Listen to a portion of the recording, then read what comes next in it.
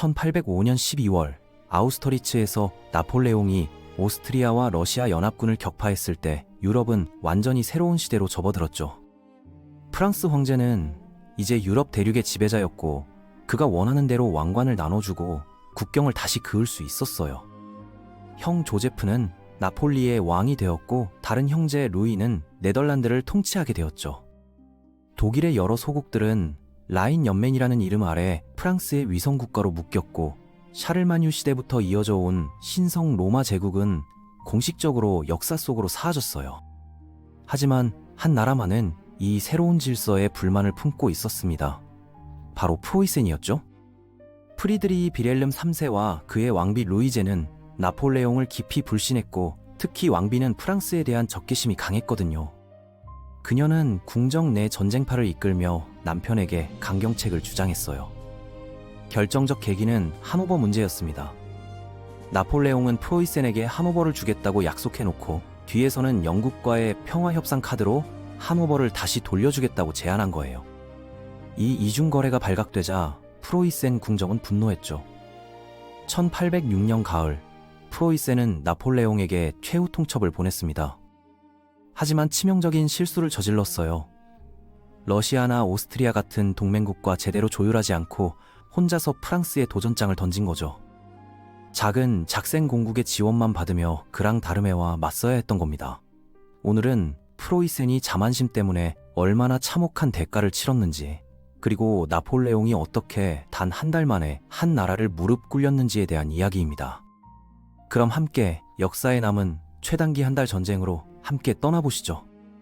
1806년 당시 프로이센군은 유럽에서 가장 무서운 군대로 통했어요. 50년 전 프리드리히 대왕이 7년 전쟁에서 보여준 전설적인 승리들이 아직도 회자되던 시절이었거든요. 나폴레옹조차 프로이센의 군사 전통을 존경했을 정도였죠. 특히 프로이센 기병대는 유럽 최강으로 인정받고 있었습니다. 하지만 명성과 실체는 달랐어요. 프로이센군은 과거의 영광에 안주한 채 시대에 뒤처져 있었죠. 장군들은 대부분 노령이었고 지휘체계는 관료주의와 파벌 싸움으로 엉망이었어요. 전술은 50년 전 그대로였고 움직임은 느리고 예측 가능했죠. 자부심과 결단력만으로는 부족했던 겁니다. 10월 초 나폴레옹은 16만 6천 명의 병력과 256문의 대포를 이끌고 작센을 침공했습니다. 세 개 종대로 나뉜 프랑스군은 튜링겐 숲의 산악 지형을 빠르게 돌파했어요. 정찰병과 스파이들이 미리 조사한 경로를 따라 움직였죠. 나폴레옹의 목표는 라이프치히를 위협하면서 예나 근처에 있다고 판단한 프로이센군 본대를 포착해 결전을 벌이는 것이었습니다. 하지만 프로이센군은 실제로는 더 서쪽, 잘레강 서안의 에르푸르트 근처에 직결해 있었어요. 사령관 브라운슈바이크 공작은 나폴레옹의 측면을 위협하려 했지만 프랑스군의 기동 속도를 따라잡을 수 없었죠. 결국 그는 북쪽으로 후퇴하며 새로운 방어선을 구축하기로 결정합니다. 10월 12일 잘펠트에서 첫 충돌이 일어났어요. 장난 원수의 5군단이 프로이센 왕의 사촌인 루이 페르디난트 왕자가 이끄는 선봉대와 마주쳤죠. 프로이천군은 완패했고 왕자는 프랑스 제10후사르 연대의 병참 장교와 1대1 결투 끝에 전사했습니다. 왕족의 죽음은 프로이센군의 사기에 큰 타격이었죠. 3일 후 장란은 예나 근처에서 대규모 프로이센 부대를 발견하고 나폴레옹에게 보고했어요. 황제는 드디어 프로이센군 본대를 찾았다고 확신하며 신속히 명령을 내렸죠. 베르나도트의 1군단과 다부의 3군단은 잘레강을 건너 북쪽에서 적의 측면을 칠 예정이었습니다. 하지만 나폴레옹의 판단은 틀렸어요. 장란이 본 것은 호헨로의 장군이 지휘하는 삼닥 옌명의 후방 부대였죠. 브라운슈바이크 공작이 이끄는 5만 2천 명의 본대는 훨씬 북쪽에서 다부의 3군단 쪽으로 이동 중이었습니다. 결과적으로 같은 날 두 곳에서 동시에 전투가 벌어지게 된 거예요. 10월 14일 아침 6시 30분 짙은 안개 속에서 예나 전투가 시작되었습니다. 장란 원수의 5군단은 이미 강 서쪽 고원에 진지를 구축하고 있었죠. 그의 임무는 프로이센군을 밀어내고 뒤따라오는 프랑스 증원군이 배치될 공간을 확보하는 것이었어요. 프랑스 보병이 선두에 섰고 클로제비츠, 코스페다, 리체로다 마을에서 치열한 백병전이 벌어졌습니다. 그 사이 오주로의 7군단이 계곡을 통과해 왼쪽 측면에 나타났고 술투의 4군단은 가파른 비탈을 올라 오른쪽 측면을 형성했죠. 나폴레옹은 중앙에 합류해 25문의 대포를 집중 배치하고 피어첸 하일리겐 마을 공격을 지원했어요. 마을은 점령되었지만 프로이센의 완강한 반격으로 다시 빼앗겼습니다. 오전 10시쯤 술투의 보병이 클로제비츠를 확보했지만 레디겐 근처에서 역습을 받았죠.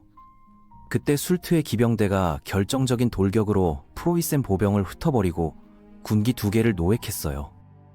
내 원수의 6군단이 도착하자 용감하지만 성급한 내는 명령을 무시하고 피어첸 하일리겐 전투에 뛰어들었습니다. 하지만 프로이센의 반격에 간단히 격퇴당했고 근위 기병대가 투입되어 그를 구출해야 했죠. 호헨로의 장군은 류엘 장군의 15,000명 증원군이 도착하기만을 기다리며 대체로 수동적인 방어에 머물렀어요. 하지만 시간은 프로이센 편이 아니었습니다. 전투 시작 때 25,000명이던 나폴레옹의 병력은 정오 반쯤 96,000명으로 불어났거든요. 황제가 근위대를 지나칠 때 한 젊은 병사가 참전하고 싶다며 앞으로 나가자고 외쳤어요. 나폴레옹은 멈춰서서 그를 꾸짖었죠. 수염도 안 난 풋내기가 30번의 전투를 지휘한 황제에게 충고하지 말라고요. 적절한 시점이 왔을 때도 근위대는 예비대로 남았고 다른 군단들이 전면 공격에 나섰습니다. 프로이센군은 점점 밀려났어요. 처음엔 질서를 유지했지만 곧 전형적인 패주로 변했죠. 뮤라의 기병대가 달아나는 프로이센군을 추격하며 베기 시작했습니다. 류엘 장군의 2 부대가 마침내 도착했지만 최악의 타이밍이었어요. 잠시 5군단의 전진을 막았지만 측면 포격에 와해되었고 프랑스 흉갑기병에게 무너졌죠. 예나 전투는 프랑스의 압승으로 끝났습니다. 한편 북쪽으로 20km 떨어진 아우어슈테트에서는 더욱 극적인 전투가 벌어지고 있었어요. 다부 원수는 예나의 프로이센 좌익을 공격하기 위해 남서쪽으로 행군하던 중이었죠. 그런데 뜻밖에도 브라운슈바이크 공작의 본대와 정면으로 마주친 겁니다. 다부의 3군단은 27,000명과 48문의 대포를 보유하고 있었어요. 반면 프로이센군은 거의 2배인 52,000명이었죠.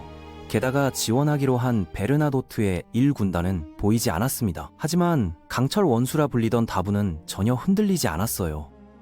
그는 하세나우젠 마을을 중심으로 첫 번째 사단을 배치해 방어선을 구축했습니다.